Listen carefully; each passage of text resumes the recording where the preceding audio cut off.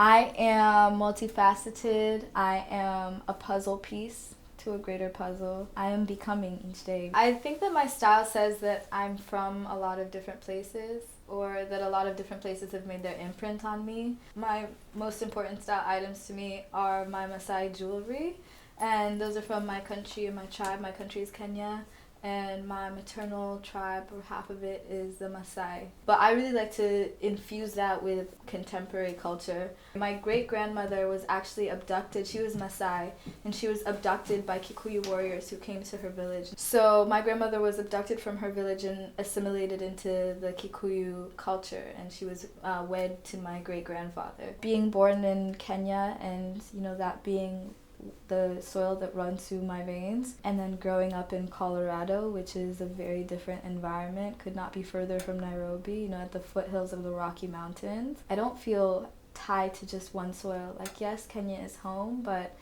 being in diaspora, you have to learn to make home in different places. If anything, the hardest thing about high school was like when I got into all these fancy colleges and they started saying, oh, it was just affirmative action. Like, all of the gaslighting that happened that was working to demean me from a place of my intellect, which I think is far more violent than trying to alienate me based on my looks. No one from my high school had ever gotten into Harvard, so I was the first person to ever get into Harvard. And I got into Yale and Stanford and Princeton, and they all were just so sure it was just because I was Black. What should have been one of the proudest times of my life, I was being actively put down by people intentionally each day. I started attaching my worth to the fact that I got into Harvard and Princeton. I was like, well, you can be racist, I'm going to the Ivy League, so that's all I need. And that's also not healthy, because I get to that space and I see that I'm still inferior in the mind of the institution, that I still have to plead my case all the time, and I have to be that voice, and I have to walk through buildings that are named after slave owners. So how am I supposed to feel proud that I'm a Yale student?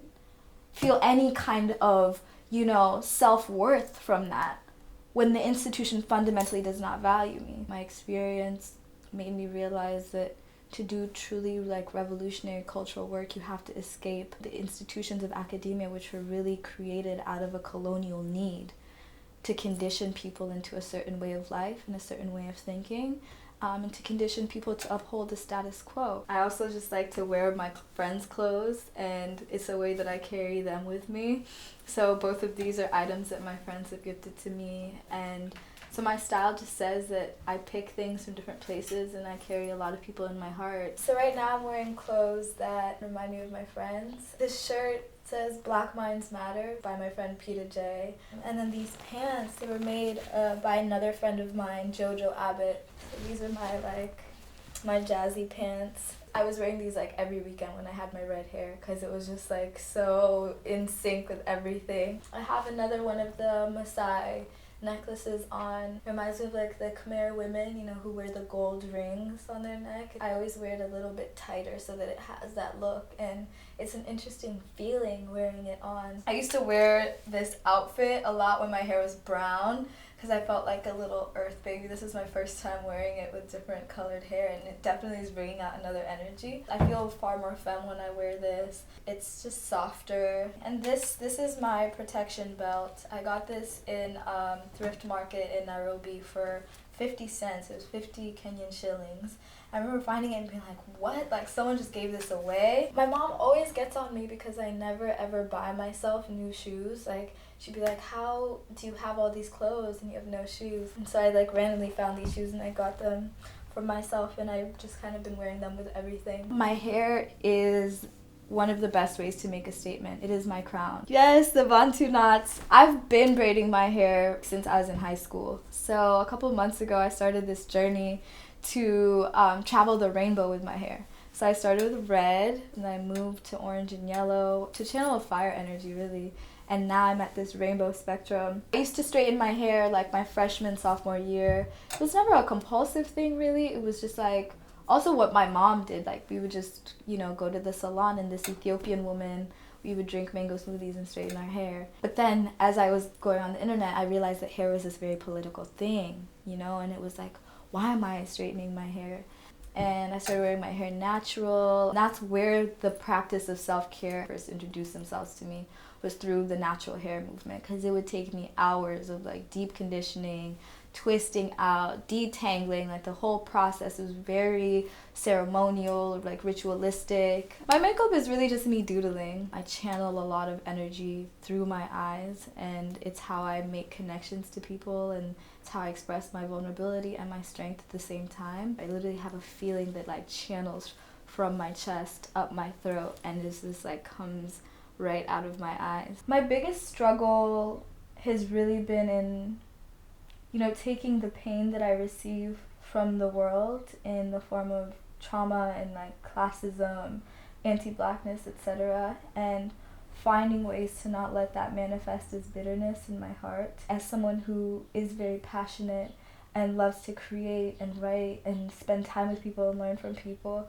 that can be so damaging because I isolate. I'm like, there are so many triggers all over the place. Let me just hide away and not talk to anyone. Radical love is that process of defrosting the heart as a teaching. Radical love teaches that you need to be in a constant state of prayer. I'd say that my biggest risk has definitely been leaving Yale and, endeavoring to make a life and space for myself without the affirmation of that degree. Prioritizing my mental health and my spiritual well-being over this predetermined path to success that I was told is the ultimate thing to aspire towards. There's a lot riding on that. I don't have a wealthy family to fall back on. I don't have an inheritance to fall back on. I'm not only trying to make a life for myself, but for my family and for my siblings. We can have success, whatever that means. We can redefine success. Really that dream is finding a way to time travel back into my memory of origins of Maasai, Kenyan, Ethiopian, Kikuyu, drawing from all of those memories to create a new path, carve out a space where I can be all of those things on new terms.